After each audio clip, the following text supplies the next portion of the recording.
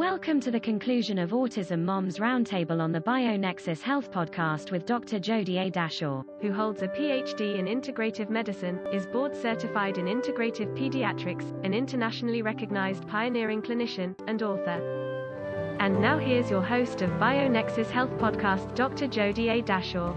Okay, who's next?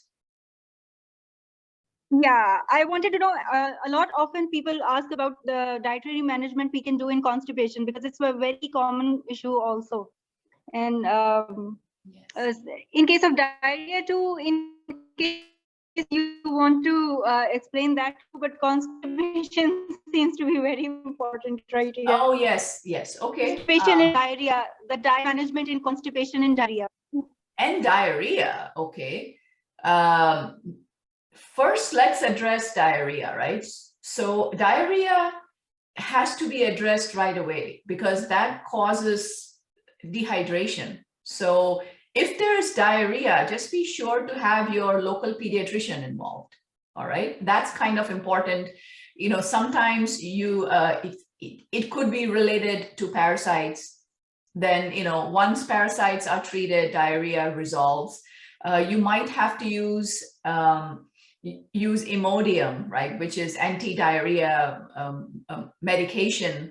But if you are seeing diarrhea, like, you know, as in soft stool on a daily basis, then you have to evaluate what is causing that, what is causing the diarrhea. Number one thing would be to naturally, of course, to add in a binder. So once again, you know, when there is diarrhea, the BioNexus protocol handles that. And once you repair the gut, once you look at the culprits, you know, is there parasites, is there inflammation, is there strep, staph, whatever is hiding in the gut, that has to be eliminated. Any food-related direct connection to diarrhea has to be eliminated. Sometimes there is a food-related direct connection to constipation as well. Like, for example, you know, dairy. Someone accidentally eats yogurt or drinks milk or something, immediately there is either constipation or diarrhea. So those issues have to be, you know, if there is any direct one-on-one correlation with your diarrhea or constipation, eliminate that food, right? So then the management of diarrhea, why I said you should have a local pediatrician involved, because, or, you know, Dr. Google, I guess, because if there is diarrhea, to avoid dehydration, you have to introduce things like electrolytes, right? You have to introduce things like the brat diet. So, like, you know, rice and bananas and potatoes to bind the diarrhea. But if it is, once again, if it is routine, little bit of diarrhea, then look at the triggers in diet and eliminate that and add a binder. Simple bentonite clay binder can sometimes help as well. Activated charcoal would be another good binder to have. Now, we know on the BioNexus protocol, you know, there are specific binders which are used, but basic binders are okay to try if there is routine diarrhea. Again, if there is mast cell issues, those are being addressed. Please bring it to my attention during your appointments, that so we can address those accordingly. Constipation.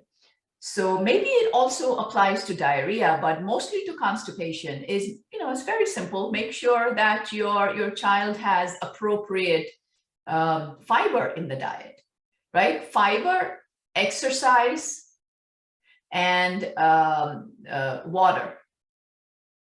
Okay, fiber, exercise, water. If you have these three already present in your diet, then if there is still constipation, it could be that the motor movements that are required, right, to make the contractions that are necessary when you feel like having a bowel movement, those are not working, because many children, what I've evaluated, they have SIBO, small intestinal bacterial overgrowth. So if there are methane or hydrogen gases that are being released, neurologically, that is the problem that causes those neurological motor movements to slow down. Now, if you are using artificial medicine, my goodness, like what is that disgusting one? Miralax, right? Miralax has so much aluminum and chemicals in there. Try not to use that. Try and use natural supplements like magnesium, aloe vera juice. Then there is, some Ayurvedic medicines. I'm sure, like Pakistan has its local herbal medicines which can be used to help empty the bowel. One correlation that I've observed is eating meat and bread or rice, whatever the case may be, without having adequate fiber. Anytime you're feeding any non-vegetarian meal to your child, make sure there's always adequate fiber. Okay, now there are different ways of doing this. So, either you always have like, salads or vegetables on the side, cooked salads or not cooked salads or cooked vegetables on the side with every non-vegetarian meal that you eat. And also with vegetarian as well, if you're making a gluten-free pizza without any vegetables, that's all protein. So without having appropriate fiber, water, it is an exercise. It is not possible to have a normal bowel movement. So there are various ideas to use to incorporate vegetables. One I'll tell you, one is like, mix all different vegetables, like what I make vegetable broth. Okay, so there's going to be tomatoes, there's going to be, and you have to always observe your own dietary regulations for your child, right? If there's open allergies or any other concerns. But what I usually use is zucchini, squash, celery, green beans, broccoli. I also use broccoli stems. Broccoli stems have to be peeled in order, because the first couple layers of broccoli stems are very hard, but inside it seems pretty cool. So I use that. I use other kinds of squash. I said tomatoes, right? Onions, green onions. I just boil all these vegetables together in filtered water. And then, once they are soft and smooth, I just put them in the blender and make like a soup. That's it. I don't add any oil. Sometimes I'll add a small piece of ginger if I'm using broccoli for the digestion part as that. So that can be used as a gravy base. So instead of using water and tomato puree as a gravy base, use this homemade vegetable puree, like mixed vegetable puree, as your gravy base. So that automatically gives you lots of vegetables along with the meat or eggs or whatever you might be eating. So that's just one suggestion. There are many more. Won't have time for that now, but so overall, I hope that answers your question. Let me see, there is something in the chat. Let me pull up the chat. All right. Any diet constipation, okay. Can we use stevia to replace sugar or alternative to honey? Yes. Can we use castor oil, other raw oils to help? Yes, that's fine too. Castor oil, aloe vera, that's all fine. Nutritional yeast. Yes, nutritional yeast is okay to use. It is very high in B vitamins. Baking powder for baking, okay? Baking powder, if you can find baking powder that is corn-free and aluminum-free, then you can use that. Baking powder for baking. Okay. Let's see. Nisa. Ma'am, I'm very clear with some of my questions in the previous chat. But I just want I just want you to know about my son, as he's also craving for milk and like gluten. But we have locked almost every cabinet of the kitchen. Second thing, I am the only mother who wishes for constipation. Oh. Literally, he's passing almost 6 to 8 stools, small greenish stool after every meal or even between the meals. Oh. And I'm just fed up. I have eliminated fruits. I have eliminated certain vegetables. I have eliminated even meat from his diet. But still, he's passing 6 to 8 stools, small, frequent stools on everyday basis. You have given me histamine block. I used in 4 months back for 15 days. That helped a little bit, but now I have again introduced that, and I'm noticing from the last 2 days I have introduced that, and I'm noticing that his gut is doing better with it. Is it histamine? He's having leaky gut. He's having IBS. And now I just came to know he's having histamine issues, and he's having a lot of issues. I have eliminated even grain flour from his diet. I put him on the rice and bananas. Even with rice and bananas, he was not doing good. Yes. I'm So just fed up with that. Yes, that is going to take time to repair. Yes, going for I remember, going 4 or 5 times a day. And, Brian, every time at nighttime after dinner, when he would go, almost every other day, he would actually feel them coming out. He'd say, Mom, a biofilm is coming. Mom, worms. Mom, biofilm. Mom, worms. And he was right. I don't know how he knew what was going to come out. And there was actually worms would come out like almost every other night.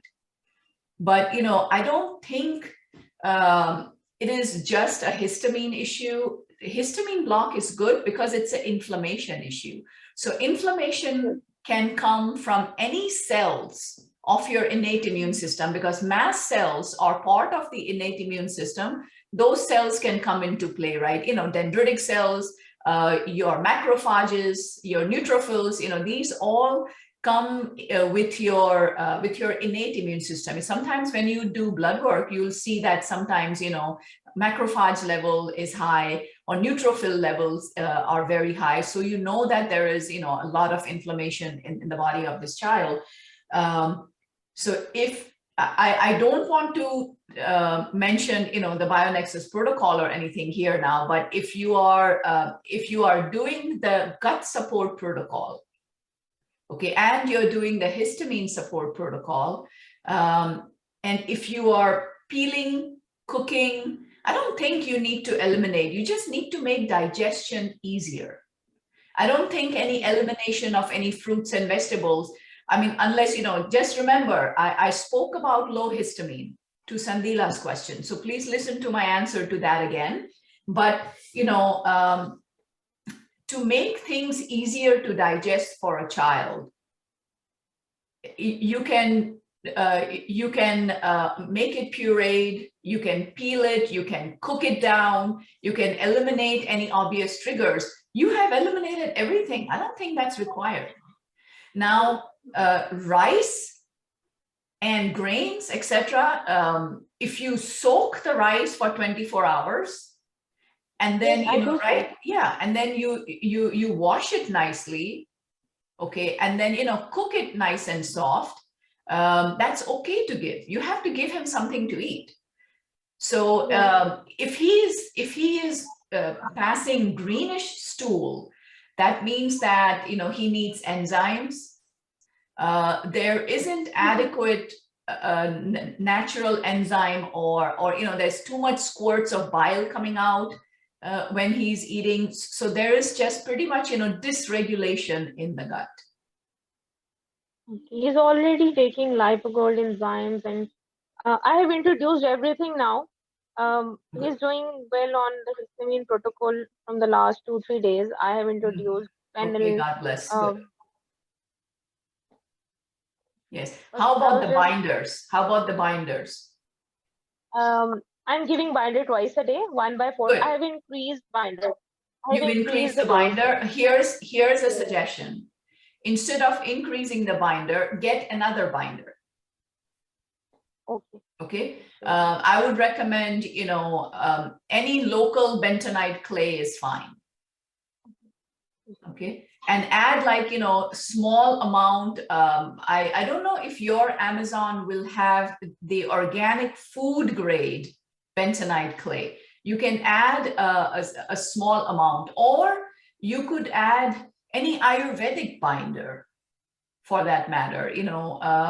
See what is available locally and add, but easiest would be what is that called? Multani matti or bentonite clay. Yes. Now, if you can get multani matti for food grade, that's good. Make like a small powder and give him that. But trust me, it is quite common. It takes a while. How old is your child? Remind me. He's 7.5, and he has a lot of issues. He's with mold, parasites, Clostridia, Right. IBS, Right. leaky gut. 7.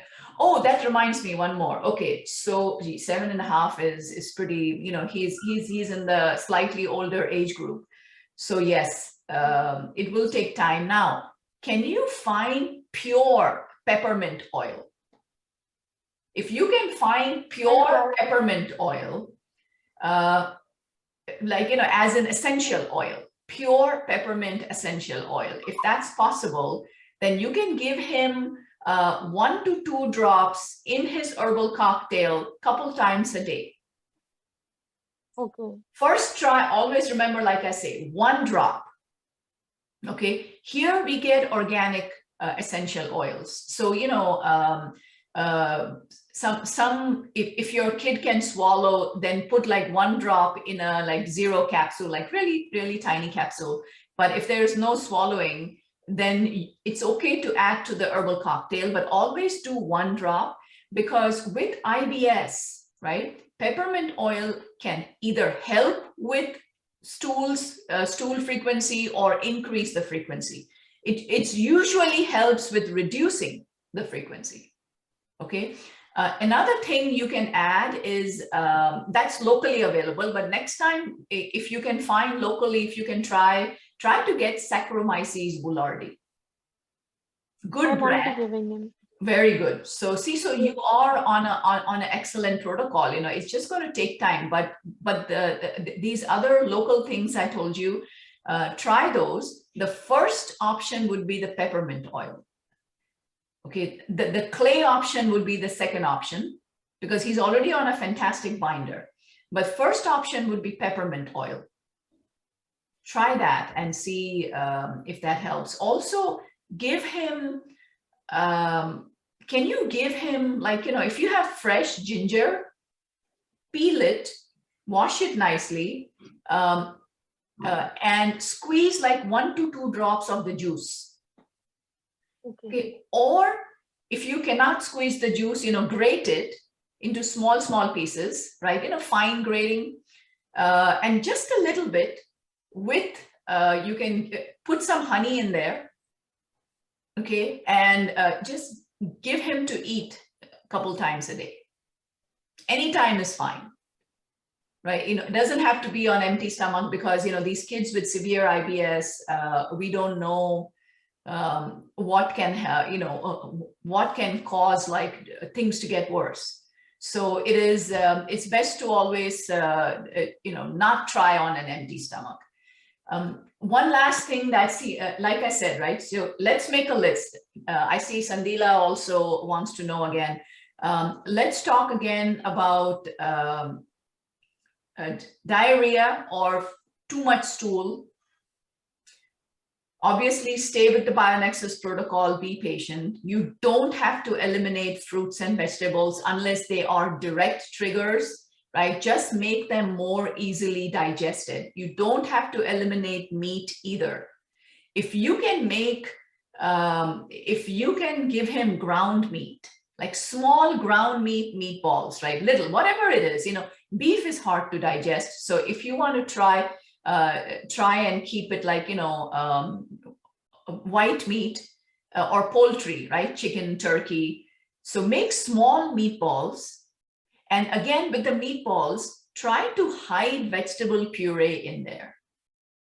And make them without any eggs and all that. I don't use all that, when I make meatballs, they might turn out softer, right? But what I do is, is just pure ground chicken, organic chicken or turkey or beef, whatever meatballs I might make.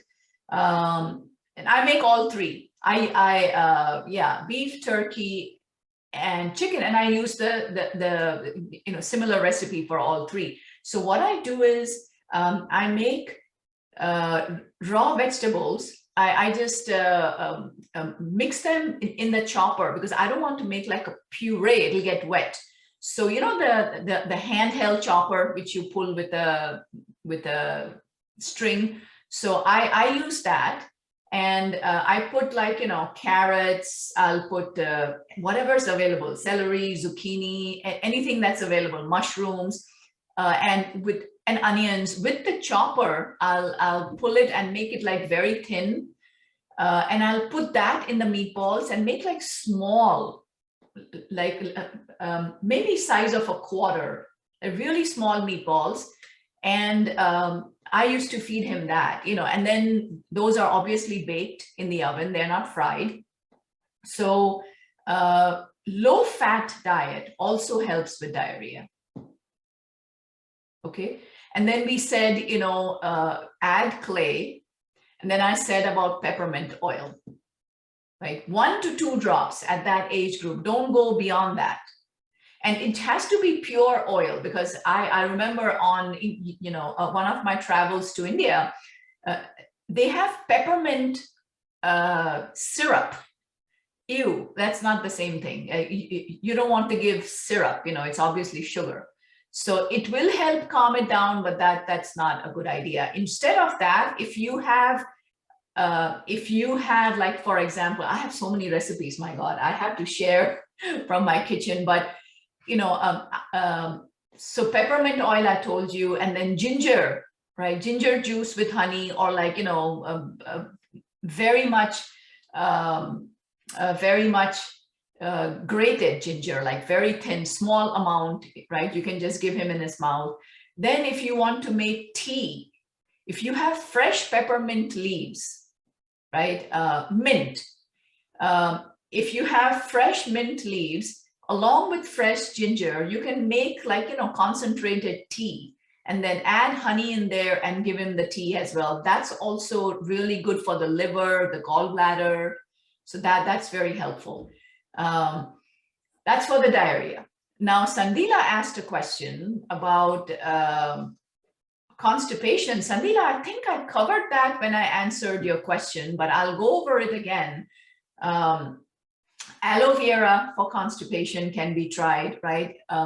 What else? Triphala can be tried for constipation. Senna, natural senna is available. That can be tried for constipation as well. So of course, fiber in your diet. So I said fiber, exercise, and water, real water should be tried along with being on the BioNexus protocol.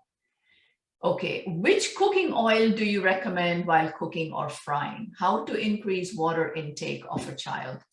Okay, which cooking oil? For basic cooking, it would be coconut oil is really good, small amounts. Olive oil is also good, but olive oil, you cannot stir fry with it, right? It's not a high heat oil, right? Coconut oil is great, but if you are frying something, frying is not recommended. But if you want to fry, like, I have one mom, I don't think she's here today, but her son loves French fries. So she, once or twice a week, she makes them at home, all fully homemade French fries. So she fries them in ghee. So if you want to do any frying, then you can fry in ghee.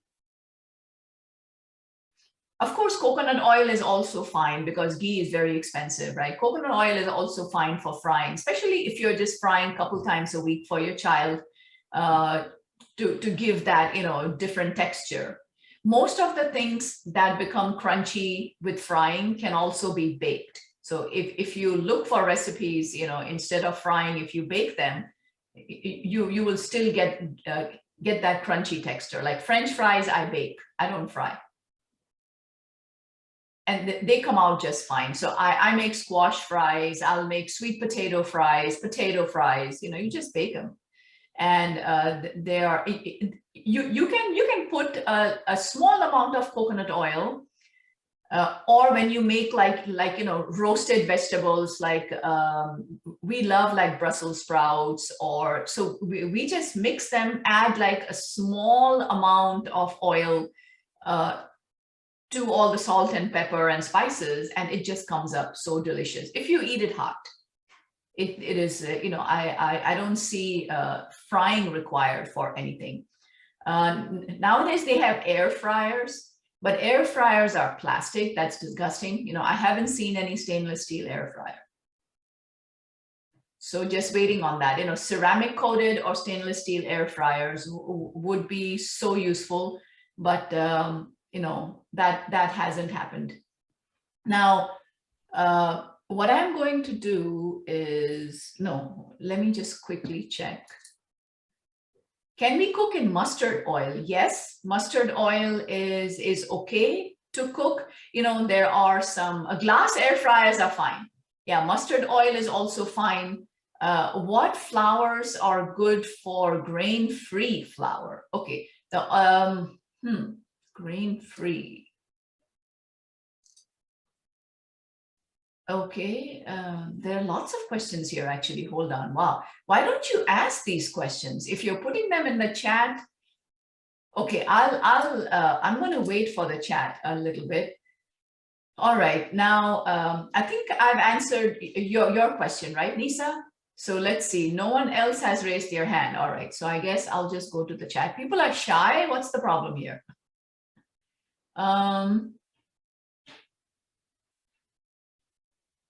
I have mic issues, that's why. Who has mic issues? Me, Benny. Oh, you have mic issues. Okay, that's fine. How to increase the water intake of a child? Okay, so this is Imran. Imran's asking how to increase the water intake of a child. So what is, you can use water while making the food. You can give him fruits that are high in water content. Okay, then drinking real water. Why won't your child drink water? They don't get thirsty. What do they drink? Yes, Imran. What seems to be the problem? Yeah, actually, doctor, the Ishal is taking almost half a glass of water in the whole day. Oh, so wow. That's why I'm asking that. So that's why I'm asking how to increase this amount of water. Well, why? Okay, but why is she not? Okay, so if it is that severe of an issue, you may have to mix a little bit of honey or small amount of fruit juice, homemade, in the water. And even if you have to syringe it, just please go ahead and do that. How you can't have half a glass is 4 ounces. 4 ounces in a day is going to cause a lot of GI problems as well as mitochondrial issues in the child, because 70% of the body is water. So the mitochondria will not be able to function without adequate hydration. So okay. And whatever needs to be done, maybe she'll take it with a straw. Yeah, with a sip glass. Sipping glass. Sippy cup, yes, that's fine. Sippy cup, if you want to mix like 80% water, 20% juice, that's okay as well. Okay. right? And establish a routine, because, our kids on the spectrum love routines. Establish a routine. Use that as a reward. And also, like I said, fruits that are high in water should be eaten. Fruits and vegetables, celery is high in water. Watermelon obviously is high in water. So look or Google fruits and vegetables high in water content, and give her that, because we are also your kidneys obviously need water so they can throw out the toxins. So it is very important. All right, next question. Organic eggs from indigenous chicken. Yes, organic eggs are fine.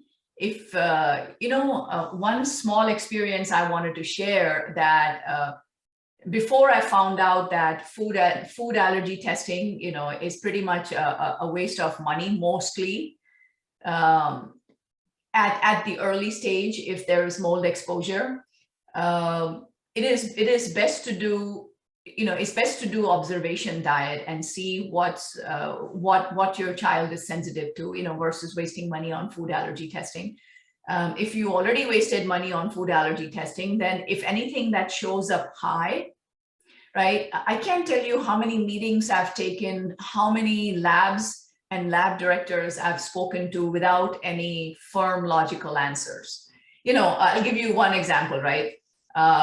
One question I asked, I won't name the lab, it's not available where you are, it's mostly available only in the US, but that very, very highly specialized lab, right, for food allergy testing. And I questioned that, what is all this nonsense coming up? Like, he's allergic to garlic. He's not. I mean, I'm not seeing that, but I don't want to do any silent harm. So how do you explain this? And few weird things showed up, like tomatoes, and something that was not nightshades as well showed up. So I said, the antigens that you use in the labs for testing, are they organic? Because we are eating, yes, I think chicken showed up. I'm like, what do you mean? Because we are eating level 5 chicken, level 5. This is like completely pastured, absolutely happy hens, roaming around free, on organic land, right? Foraging, eating worms, they're not getting any artificial feed, like very small sized chickens. So how can that show up as allergic in the allergy testing? There was no answer, because they are not using that high quality food level antigens. If you're using regular farm grown chicken, or chicken that are grown in captivity, of course that's a whole different test. It's not applicable to my child who is eating the best food on the planet, all the effort that I'm putting into it. So all in all, and then after that, we discovered the innate immune system activation, how mast cells come into play, how allergy testing is pretty much of very limited value in children with biotoxin illness until a much later stage, until you've done some kind of repair. So anyways, organic eggs are fine. In the beginning, egg tested as very high. So I knew it was pastured egg, it was beautiful eggs. So it's not really possible. Now, what could be the allergy problem? It could be the albumin, because it's a protein. It's in the egg white. Egg yolk is mostly good fat. So I started making only egg yolk omelets, no issues. We were just giving egg yolk omelets. And then slowly, after about 6 months, we started using the whole egg. All right, that's just one personal tidbit. If there are unspecific, sorry, who's that? Ma'am, my question is related with this egg allergy. If the child is allergic to egg, and if he's on egg-free diet for the last 2 years, from at which time we can reintroduce the eggs? Because in most of the different things, eggs are used.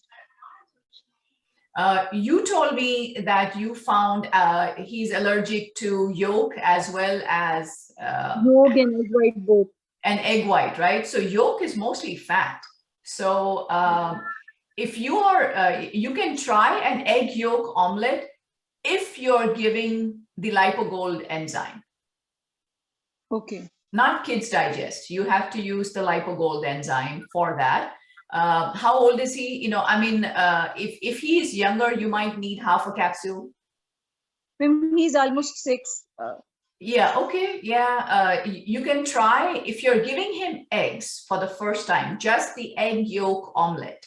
I used to make 2 egg yolk omelet. Okay, it's made the same way. Don't add anything to it, just the egg yolk omelet. And along with that, give him the enzyme and see how he does. Yes, so as long as you're giving the full capsule, only when you're trying the egg yolk. And let me know how it goes. I would be interested. I would not introduce any albumin. Ma'am, he was eating egg before this allergy test. He was eating egg from 7 to 8 months of age till 4 years without any problem. But then in this IgG food allergy shows severe allergy to egg white and egg yolk both. Then I stopped the egg along with the gluten. Okay.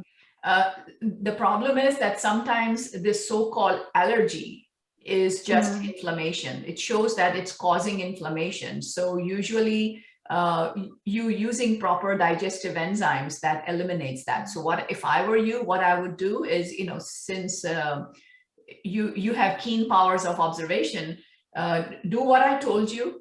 And then after about a month or so, if he's doing well on it, then just use the whole egg. Okay, ma'am. Thank you so much. Okay, good quality. Oh, you're welcome, of course.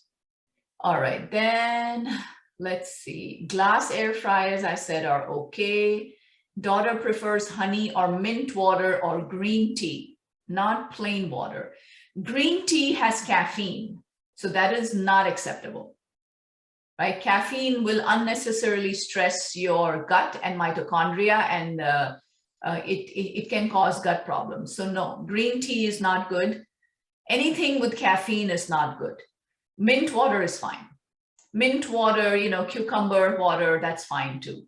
Lemon water. Reason for frequent urination, even if a child is not drinking. No. Nisa, the child needs to drink. Okay, just because there is frequent urination, you cannot stop hydration. Please don't. Please continue to give him water. If he is drinking, it's a blessing. Frequent urination is a very important symptom of PANDAS type issues, also biotoxin illness. Okay, so what's that? Who is that? Imran, yes. Go ahead. Sorry for this. Okay, what do we do if a child is fond of eating sands or like this stuff? Okay, eating sand what will we do? Yes, it is a nutritional, it could be nutritional deficiency, could be a sensory problem. Mostly pica is a nutritional deficiency. Sometimes in some children, not so much in my experience, but I've read that it can also be a symptom of PANDAS. Once the underlying issues resolve, whatever it may be, it will stop. Okay. Okay, I've had all kinds of problems in children, chewing the shirt, mouthing the toys. My son used to eat his pencils. It was, and then come up with infections because, who knows where the pencil fell and it would go in the mouth. So I had other children, who chew the nails. So all of this will slowly go away. Sometimes it can also be like, nail chewing, nail biting can be a symptom of OCD. Okay, now let me go back to any other questions? All right, I'll go back to the chat in case someone's mic. Can we stop the use of enzymes if child has no digestive issues, stool and frequency is fine? Child is having treatment. Who is this? Benny. Yes, that's fine. If you've been on the enzymes, if this is for you, Benny, you can stop yes, you can stop the enzymes and see how it goes. Yeah. Now remember, the enzymes are not just only for digestion. The enzymes are also when all of the infections are dying off. The enzymes help to grind up all the infections as well. So sometimes when you don't have enzymes on board, you might see a spike in die-off reactions. So then you know to add them back in again. So I would reduce from 3 meals a day to 1 time a day. Okay, and this is only for Benny. She's been on the protocol for a very long time, for little bit more than a year, I think. So yeah, Benny, it makes sense. Benny is either frozen or mic is not working, but yes, Benny, let me know, message and let me know that you understand. Now, Nobia says, if there are specific undigested foods, blueberries, raisins, etc., does that relate directly to that specific food intolerance? No, it's not a food intolerance. It's just a digestive problem. It's not getting digested. Okay, so just because you're seeing food in stool, that doesn't mean there is an allergy. It means that there is digestive issues. So be sure you're doing your digestive enzymes. If you are, raisins, no. Raisins don't have any water content. That is very difficult for any dry fruit. And now wait. I know your definition of dry fruit is different from mine. Now, when I say dry fruit, I mean literally dried fruit. I don't mean nuts. I don't mean almonds and cashews and all. To me, those are nuts, not dry fruits. Dry fruits would mean like, raisins, apricots that have been dried. Okay, anything like that, unless you rehydrate, it's going to be very difficult for the body to digest, like dry stuff like that. That's just, it's not good. All right, my daughter, Asma is age 7, doesn't finish proper meals, smells the food, rejects it, and does pass stool every day. Diet is big problem. I have introduced a fruit smoothie. Any suggestions for healthy smoothie? Okay. Healthy smoothie, yes. So there are many different options for smoothies. If you can Asma come online? Can you talk? Hi, doctor. Actually, I'm in the car, so I was just I see. typing. Okay. Yeah, my daughter is Zara. If you remember, we have Yes. upcoming appointment very soon. Yes. So with Zara, you have told me to introduce a smoothie, which is going fine. Now I'm thinking maybe I need to add few more things in it because she doesn't eat well. Right. All right. So what do you add in the smoothie right now? Can you tell us? Yeah, doctor, I do add some apple, a banana, and sometimes strawberries. That's it.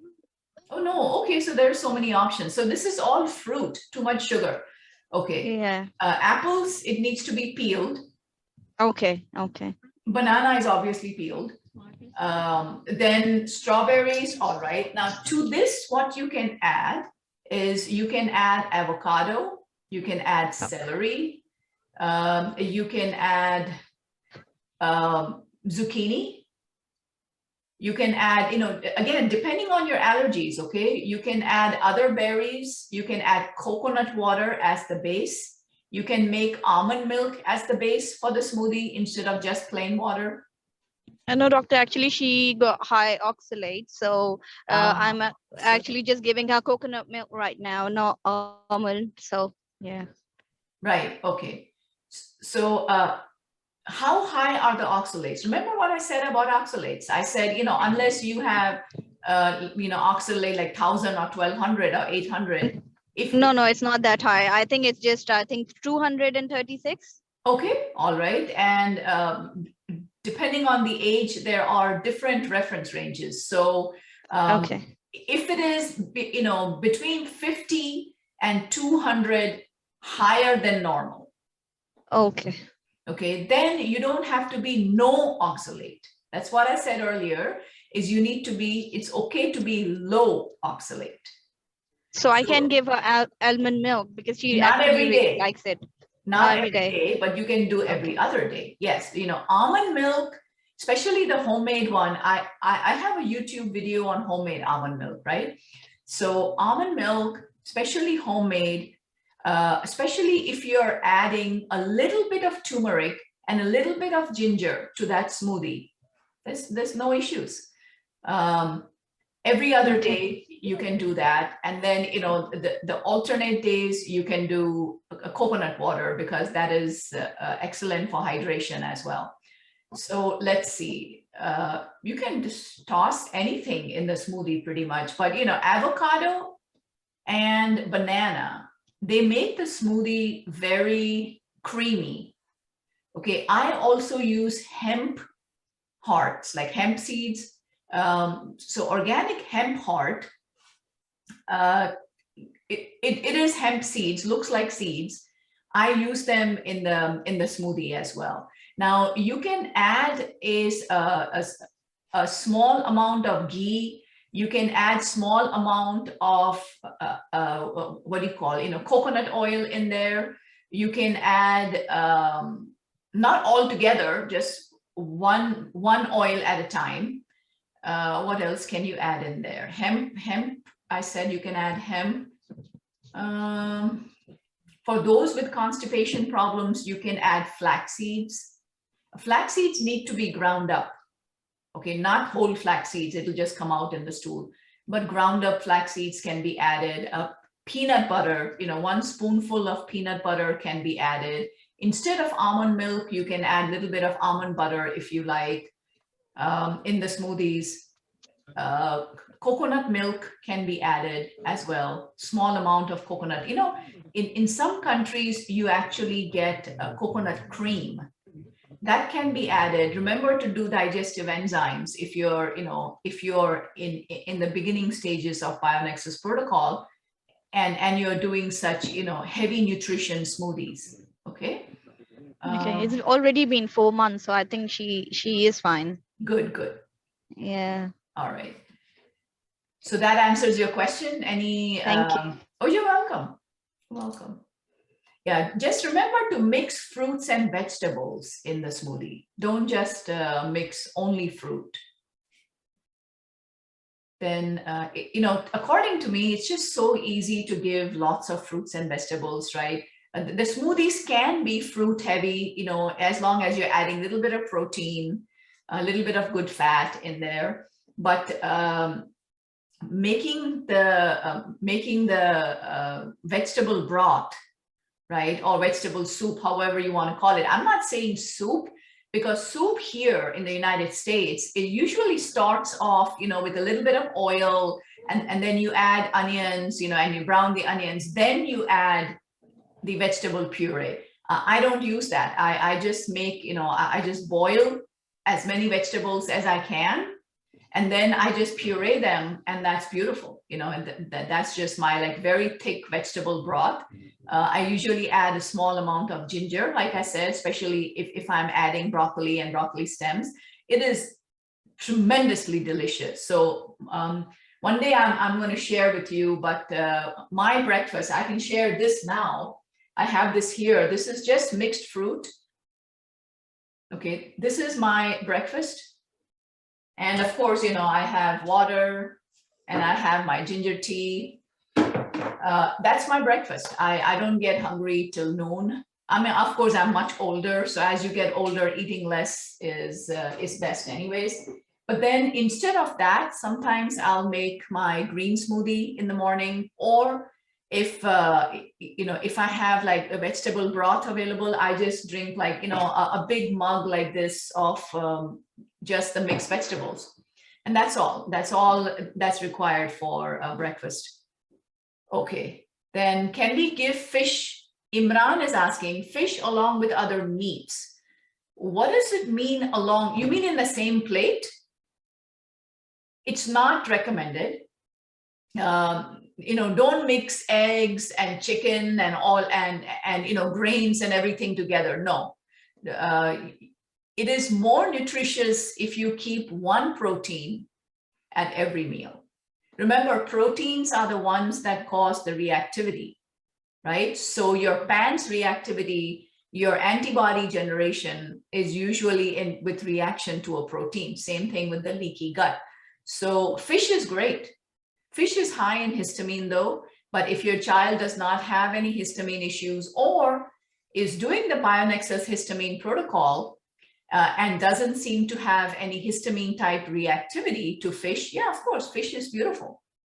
Right now, remember, no skin. Okay, keep the skin away. The bad bacteria find it easier to digest the skin. So skin is not recommended for any meat. Fish nowadays is coming, or Anisa says, fish in Pakistan is coming from farms. They're high in metals. No, well, yes and no, because it depends on the water that's being used, right? Like, it depends on the quality of the farms. Like some farms will use filtered water for the farm raised fish. Then depends on the type of fish as well. So farm fish is usually a no. If you can get wild fish, right, and you have many rivers, right, so many beautiful rivers in Pakistan. If you can get fresh fish from the river, that's better actually. Yeah, farm fish is not good in any country. All right, so I think we've answered. Putting hands in diaper and staining hands and face with stool could also be due to PANDAS, correct? Yes. Yes, yeah, these kind of morbid behaviors are, it becomes more like an obsessive compulsive behavior, unfortunately, yes. I like to mention, excuse me, ma'am. Yes. The diaper staining behavior is so much in my son that is reduced almost to zero with this protocol in 8 months. That I like to mention this. Oh, that's wonderful, Hajra. Thank you for mentioning that. Yes. So, so you see, in 8 months, we have. It's almost gone in this 8 months. Oh, wonderful. But I love it. I love to hear stories like that. It is so difficult for the mother when that happens. And, it's all day. You just have to keep cleaning or watching or diet. I know. I've been there. Okay, that is very good to hear. And 8 months, it will depend on each child, but for Hajra, for your child, it took that long to eliminate most of the triggers. More importantly, to calm down the autoimmunity of the immune system. So the PANDAS reaction is not happening so much anymore. Awesome. Okay. Yeah, so that gives you hope, Lisa? I'm facing this issue almost every day, sometimes twice a day, and it takes 2 to 3 hours to clean that face and to clean him. I'm so disturbed due to this behavior, but I guess in future it will settle down with the herbs, and we are having a follow-up in January. Hopefully, things will get after that protocol. It will. It really bothers me so much, when it is all swept under the carpet. Oh, it's just autism. Really? There is, it's like, this image is created that autistic kids are supposed to be, have all these disgusting habits and have, behaviors and eating issues and that's not true. It may be true if it is, pure autism, severe autism, sure, then it is what, but it is so unfair not to investigate if there is any underlying issues for a child, just labeled autistic. Anyways, most of you know that that's my stand, but yeah, every time I hear this, it really bothers me. How quickly our kids are just labeled, oh, he's on the spectrum. That's it. It's crazy. Okay, now let me make sure I've answered all the questions. How much minimum difference can we keep between breakfast herbal cocktail and binder? Okay, that is something that should be on your protocol. The binder needs to be an hour away from everything, food and herbal cocktail and everything. Okay, because it's very important to understand the logic of the binder. The binder will bind all kinds of nutrition and minerals. So it is important to keep that away, at least an hour from everything. Okay, so typically in your protocol, I always put a supplements guidance site suggestions that other parents have found helpful. So please always refer to that. What else was I going to say? Okay, good. Now, many have emailed me to talk about stem cells. So that is maybe something we can do next time.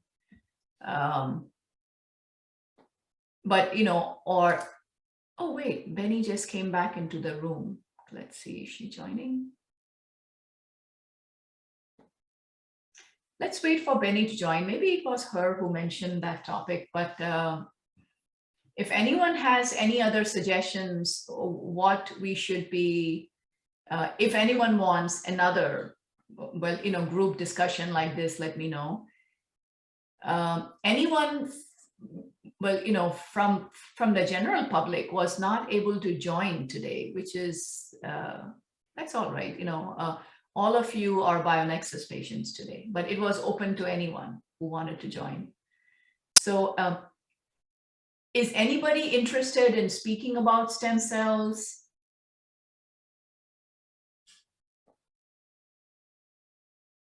Okay, so then amongst yourselves, you can decide if we need another webinar, or if there is any smoking hot topic that everyone would like help with. Yes. Ma'am, it's our experience, we wasted a lot of money on genetic testing. If you give a small few minutes on this topic, it is important to give to do the genetic testing. We wasted a lot of money on genetic testing, and then doctor that prescribed the test, he received the report, and at the end he said, okay, I can't help this report, and I can't comment on this whether it is expressed or not. And nowadays we have joined many groups in which there are autistic parents, there are parents of autistic kids, and they want to do the test, and they need the suggestion whether it is important to do on this stage. Okay, no, it's not. All right. Any kind of testing that does not give you anything concrete, that does not give you anything productive towards helping your child. Now, I can understand if you are testing, for example, for Fragile X, or you are testing for like Down syndrome. Yes, that is definitive testing that shows that there is going to be some cognitive compromise, there's going to be specific features which nothing can change. Correct? Obviously, right? You cannot reverse Down syndrome. Sorry, what's that? Go ahead. Like Fragile X syndrome, Down syndrome, there must be some clinical correlation. Correct. If there is a clinical picture, then we have to go for genetic testing. Correct. But not in every autistic kid we force the parents to do the genetic testing. No, that is, I haven't done it. The only genetic testing we did was methylation, full profile, complete methylation profile, and all SNPs. And we also did the genetic testing for biotoxin illness. That's not available in any other country. It's just becoming available in the UK, but that's not. So because both of these actively contribute to making the child better, to further customizing the treatment. If there is, so honestly, I would rather do testing like we do to look at underlying triggers. And if there are triggers, eliminating them is always helpful to the child. Obviously, right? Now imagine if it was a neurotypical child, and this neurotypical child has all of these gut infections and toxins. Will it not help the long-term health of this child? Yes, it will. So specifically, if it's a special needs or autistic child already, and you're finding all of these underlying medical issues in the child, so what if there are many genetic issues? The underlying medical issues have to be addressed anyways, right? And those take priority. So yeah, I don't waste money on genetic testing, the kind that you're mentioning, Hajra, and I also don't waste time on food allergy testing. Time and that was whole exome sequence test, West test. Yeah, I guess they just want to drill it into you. Your child is autistic and there is no hope.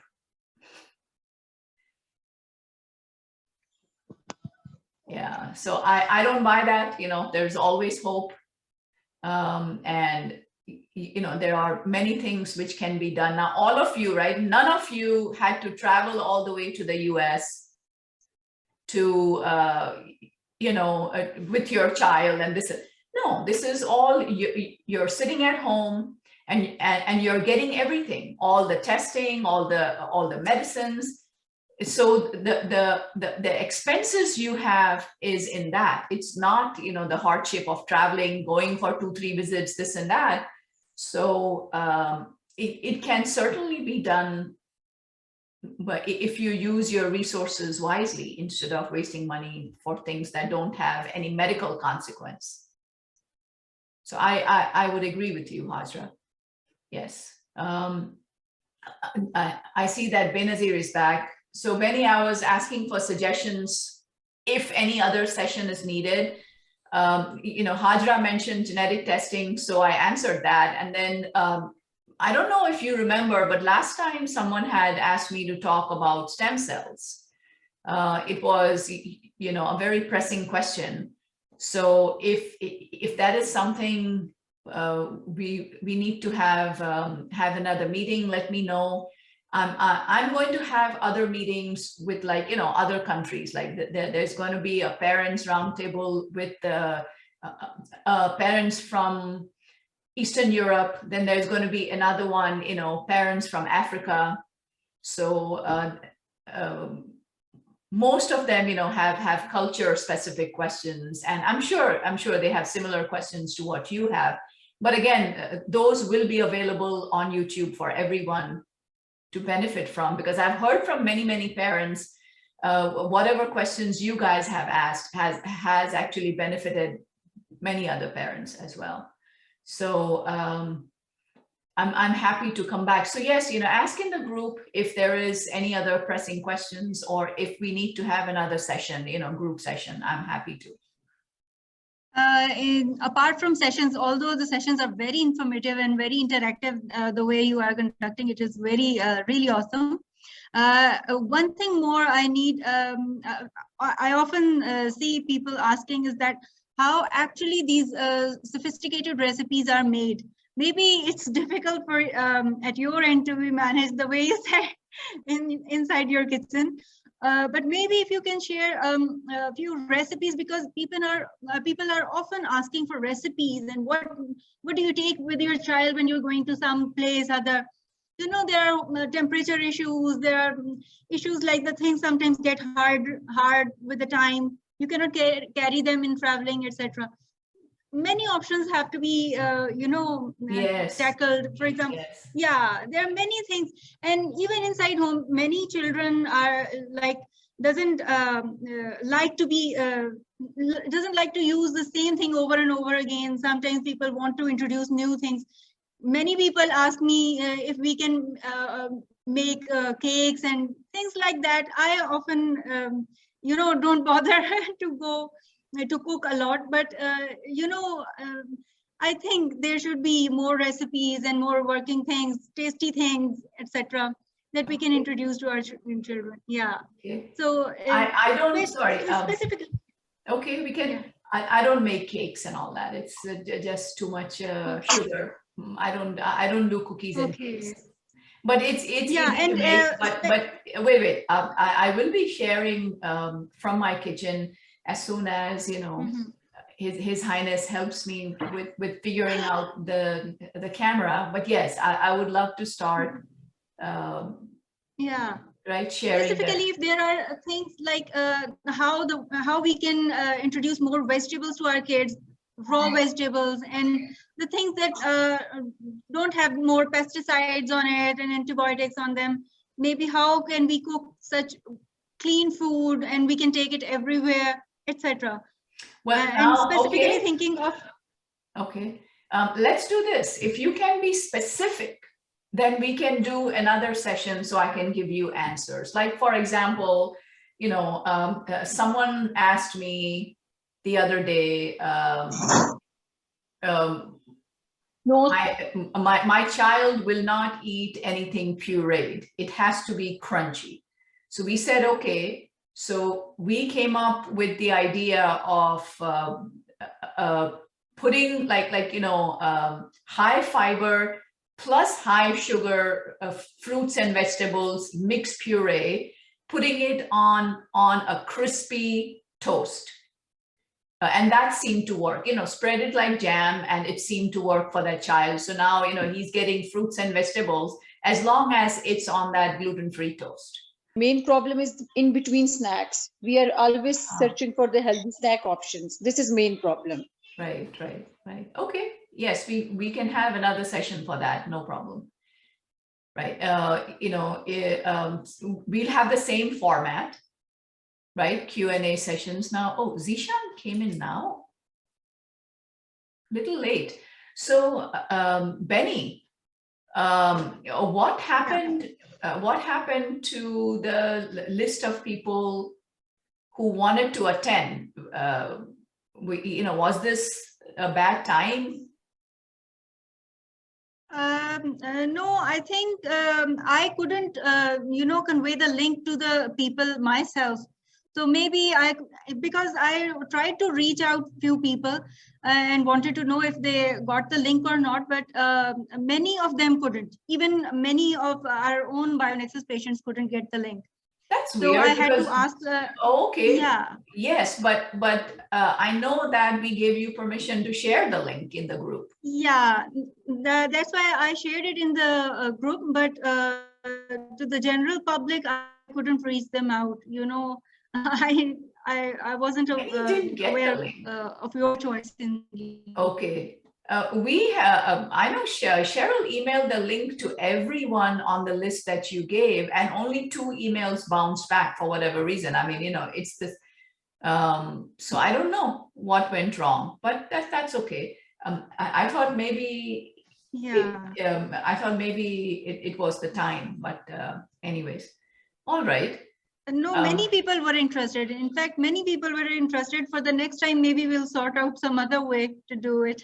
Yes. Yeah. We have the email to all the people that you sent us information on. It has been sent out, okay. But I don't know why they did not. Maybe it went in spam and they did not check it. Yeah, I tried to know, but then I thought that maybe I'll ask it later from the office. Right. Okay. Yeah. All right. Very good. Okay. Well, it was really nice to see all of you guys again, and I'm happy to revisit. Suggest some topics, please. Right. And one topic is great. In between snacks. Yes, we can talk about that. I would like to hear what you guys are doing right now for snacks, and we can talk about other things like, give me some suggestions, and I'll be happy to meet up again. Good. Okay. Right. Can we make a document again to convey all this? For example, what we are doing and what we want. Yes, a document, you know. Yes, that's fine. So I can share the screen during the call. Yes, that's fine. But whatever is works best for you, I'm happy to help. Oh, and listen, one thing I wanted to ask everyone, whoever is here, if you can, I'm seeing like 60-70% of those watching the videos on the channel, on the YouTube channel, they are not subscribed. So if you can have them, I mean, if you can subscribe, that would be great. And, if you can increase the subscribers in any way, that would also be awesome. Like we're trying to reach like 1,000 subscribers. So that puts us higher on the search list. So we can spread the message to more people. So I think looks like YouTube cutoff is like 1,000 or 5,000 subscribers. I can't remember what my IT team told me now for the search engine optimization. Good. And if we ever reach like, a good size, good amount of subscribers, like maybe 1 million or something, because we know there are millions of autistic families in the world. So if we can reach that, then, all of these new methods and new hospitals and stem cells and FMT, whatever, we will have enough clout to be able to ask questions, to be able to get, proper information. Right now, a small group of 1,000 asking the questions, no one's going to pay a whole lot of attention, even if it is, even if we are like many physicians on board as well. So that's been my experience. But, as long as we, as soon as we become a really large group, like very large group, then it matters. Because, it gives us additional advantage if we are a large number. So hopefully with these African families joining and the Eastern European families joining, we shall reach. And why does it only have to be autism families, right? Your extended family, your friends, they can also just subscribe, and just to increase the subscriber list. That also would be great. But yes, once we reach a certain number, right, we can certainly get a lot more information from companies, from supplement companies, from anywhere. So that's just, something to think about. Okay, now I'll take your leave. I hope to start putting videos from my kitchen a bit more. All right, so bye for now. Take good care. That concludes this Autism Moms Roundtable series on the BioNexus Health Podcast. Thank you for joining Master Herbalist Dr. Jodie A. Dashore, Director of the BioNexus Health Clinic and BioNexus Herbals, on the BioNexus Health Podcast. You can subscribe for free on most podcast apps. By subscribing, you encourage the algorithms to spread our messages of hope and healing. You may also leave a review on your preferred podcast app or share on your social networks to promote the podcast, where we explore and share information and stories about recovering and healing from chronic and environmental illnesses such as mold biotoxin illness, Lyme disease, autism spectrum disorder, fatigue, Crohn's and colitis, mast cell activation syndrome, PANDAS, and more. For more information, visit bionexushealth.com. Information within this video, audio, or text, collectively known as the podcast, has not been reviewed by the FDA. Nothing within the podcast is intended as or should be construed as medical advice. Information is for general informational and educational purposes only. Consumers of the podcast should consult with their healthcare practitioners for medical recommendations. Seek the advice of a qualified healthcare provider. Do not disregard the advice of a healthcare provider based on any information from the podcast. The information within the podcast may contain information concerning dietary supplements or over-the-counter products that are not drugs. Our dietary supplement products are not intended for use as a means to cure, treat, prevent, diagnose, or mitigate any disease or other medical or abnormal condition.